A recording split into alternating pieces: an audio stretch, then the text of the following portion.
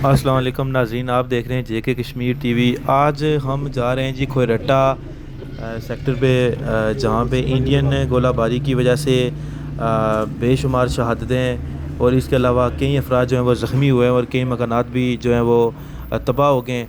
तो आज हम खोरट्टा जा रहे हैं, इंशाल्लाह आपको दिखाएंगे खोरट्टा की ताज़ा तरीन सूरत हाल।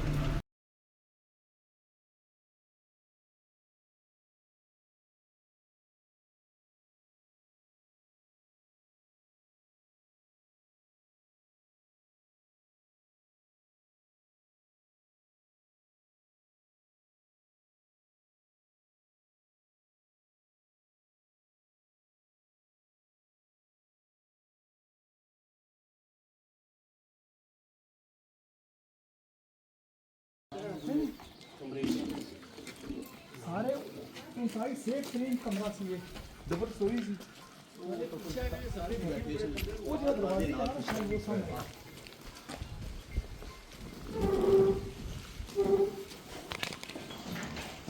ऐसे का पीछे बैठे अंदर लगा अच्छा बैठे कुर्सी थड़ी सी बस है ये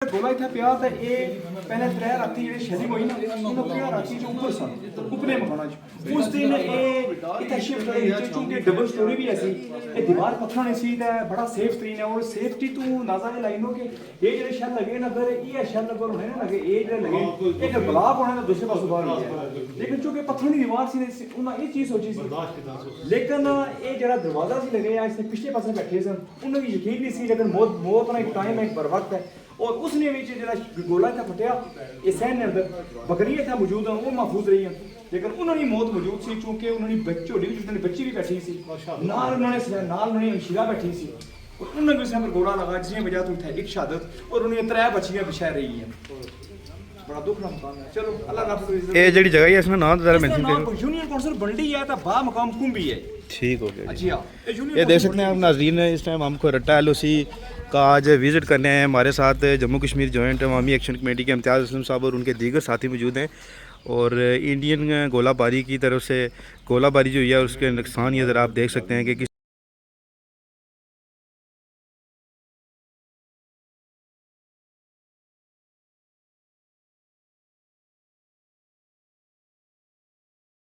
वो पार ब्लड लगे ऐसे वो सामने ऐसी जगह खलते हैं इसने हाँ ऐसा जगह में खलते हैं क्योंकि खून वगैरह इतनी सारा की पे मिट्टी के ऊपर पाई ने ये खून बया ने उसमें पर पानी खूनी मारे हैं खून बया ने वो ठीक है जी हाँ बिल्कुल।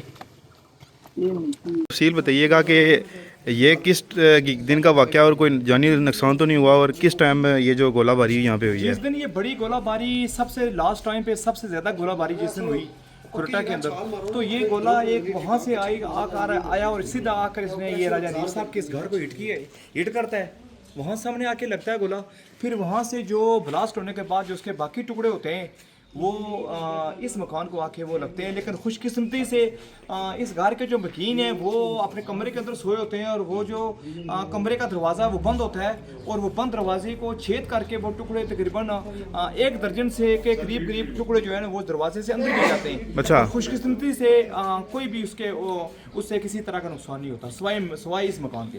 ठीक है जी, खोरट्टा एलओसी के नज़दीक तीन ये भी एक गाँव है जी और यहाँ पे भी इंडियन आर्मी की तरफ से जो गोलाबारी और जो शेल वगैरह फेंकेंगे और जो फायर किया गया है उसके नतीजे में ये जो निशान आप देख रहे हैं ये ज़रा आप देख लें और कोई भी यहाँ पे जानी नुकसान नहीं हुआ।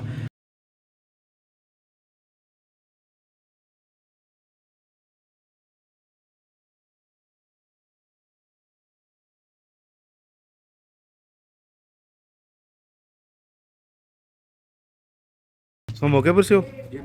अच्छा, तो क्या महसूस होया जिले गोले वगैरह थे शैल वगैरह लगे थे? मैं सोचा कि असां बड़ी मजबूती बैठे हुए हैं ब्लॉक। अच्छा, सही मजबूती है जो अंदर लेटे हुए सा। अच्छा, गोला आया प्याद है एक बारी दरवाजे पटाके कुंडियां भजी हैं, दरवाजे भजी हैं। अच्छा तो मुड़ी मैं अंदर तकिया, अंदर सारे बची गए सा। अच्छा मुड़ी मैं बाहर निकला, तकिया ये इलाका पहचाने नहीं सी होना। फिर अच्छा। मैं इथों निकलिया तो चाचू ने घर ला। अच्छा फिर पड़ोसी आस पड़ोस सारे लगे आए, मैं क्या है बची हो कोई नहीं। तो फिर आए सन तकिया ने। तो इस तो बाद कोई सेफ जगह पर आहो फिर असा उधर गाले च घर है, वो पड़ोसी है ना, वो भी महल्लेदारी हैं, उत्थे गए सन। ठीक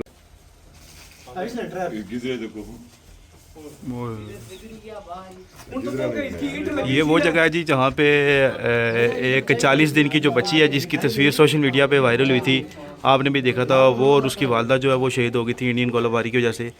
ये आप देख सकते हैं इस टाइम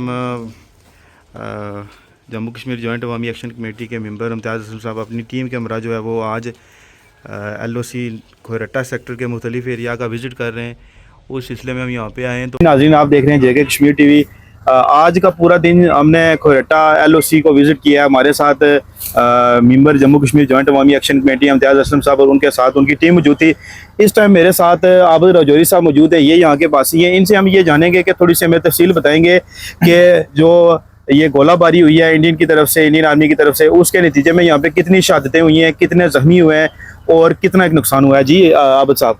जी बहुत शुक्रिया इम्तियाज़ असलम साहब और आपकी और उनकी पूरी टीम का, जो यहाँ पर हमारे पास खोरट्टा LOC के ऊपर तशरीफ लाए और वो जख्मियों के घर में भी गए हैं, जहाँ शहादतें हुई हैं, जिन लोगों का नुकसान हुआ है वहाँ पर भी पहुँचे हैं। तो जिस तरह के आपने पूछा है कि यहाँ पर जो शेलिंग हुई है, शदीद शेलिंग थी हिंदुस्तान की तरफ से।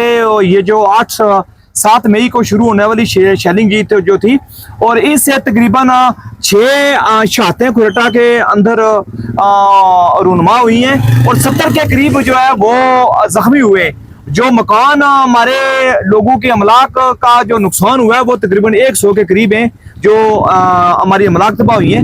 तो इस पर लोग भी गमज़दा है और फिजा भी बड़ी अफसोदा है। जिस तरह के आपने लास्ट घर का आपने विजिट किया, जहाँ पे 2 माँ बेटी एक ही कमरे के अंदर सोई हुई थी, और वो जब हिंदुस्तानी शेलिंग का गोला आके उनकी छत के ऊपर गिरता है तो वो दोनों माँ बेटी 40 दिन की उनकी बेटी 70 साल से गोलाबारी हमने खाई है। ये अगर उलाड़ के पुल के ऊपर बैठ जाए इंडियन फौज तो आपको पत्थर मारे तो आप खतरे में, लेकिन हम 70 साल हो गए आपका दिफा करते हुए। आज जो कुछ हमें देंगे ये हमारा हक है और इस के ऊपर हम कंप्रोमाइज नहीं करेंगे। जिस तरह आबिद रजौरी साहब ने कहा कि हमारे लोग गोलियां भी खाएं, घर बार भी छोड़ें और दिफा पाकिस्तान की जंग हम लड़ रहे हैं। हमारी अपनी जंग नहीं है, ये पाकिस्तान और हिंदुस्तान की जंग है। और एक बार फिर मैं JK TV का शुक्रिया अदा करता हूँ और तमाम मेहमानों का शुक्रिया अदा करता हूँ। बहुत मेहरबानी, बहुत